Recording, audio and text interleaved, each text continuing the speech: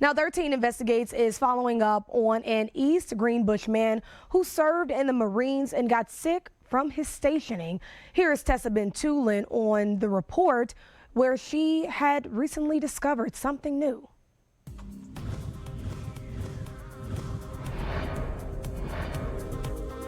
"13 Investigates first introduced to you veteran Fred Valentine in August 2022. I met Fred shortly after he found out the government was taking responsibility for water contamination at Camp Lejeune in North Carolina, and that he could possibly receive financial compensation. Fred passed away last month. He is one of hundreds of thousands of veterans who die from their service-related illnesses before their cases are resolved. Now, his wife sits down with me to finish his story. Fred Valentine is a Marine. He served in Vietnam for one tour, only to die of multiple cancers decades later at the age of 73. I mean, his prognosis was death. Whether you do chemo and buy a little time or not is entirely up to you.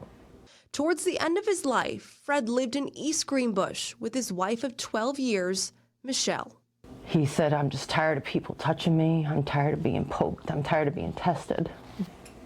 I said, "Then make the choice." He goes, "I just want to go home." And that's what you did? Yep. Michelle and Fred met 14 years ago in the Catskills. Well, the ironic story of in a bar. I turned around and all he said was hi. And we started talking from there, and the rest is history. It was just as simple as that. He was just a gentle person. He passed recently.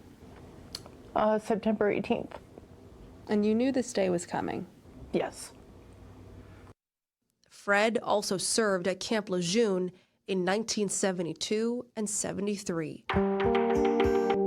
It's a sprawling training facility in North Carolina. Federal health officials believe up to 1 million military, staff, and their families might have been exposed to the contaminated drinking water from the 1950s through the 80s. He spent 18 months of his life there. That's a lot of water consumption. Fred's cancer started forming 7 years ago. When I spoke with Fred in 2022, he developed bladder cancer and prostate cancer. The cancers had come and gone and come again. Since then, he acquired bladder cancer again, prostate cancer, bone cancer, spine cancer.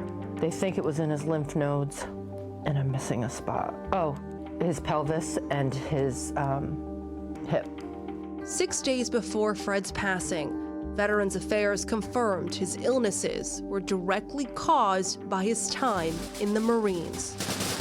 The VA's decisions are outlined in this report Michelle shared with 13 Investigates. Did you always know that his cancers were related to his time in the Marines and Camp Lejeune? Not at first. It was not until Michelle and Fred saw a commercial from Harding Mazzotti Law Firm, who represent many victims in the area. It's very sad because the exposure didn't need to happen, and none of these diseases needed to, develop in these people. Rosemarie Bogdan says under the Camp Lejeune Justice Act, the Valentines and more than 500,000 others across the country have filed a claim. The deadline to file was August 10th. Bogdan says currently, vets and their families could receive between $100,000 to $550,000 based on certain injuries, months of exposure, and other qualifications.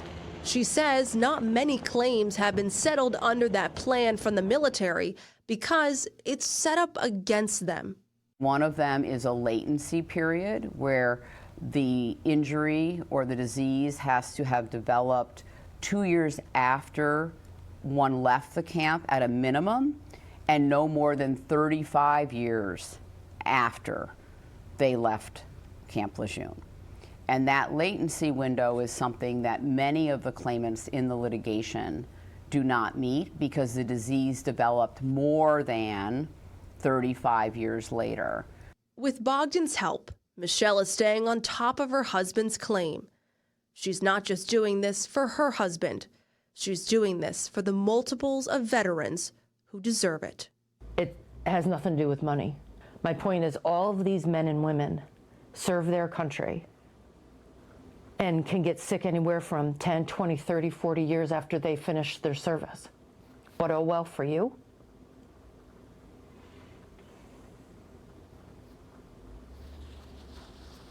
I don't think that's okay.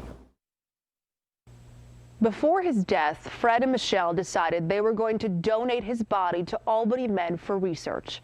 In return, Albany Med will cremate Fred and have a memorial service for Michelle and her loved ones once studies are completed in 2 years.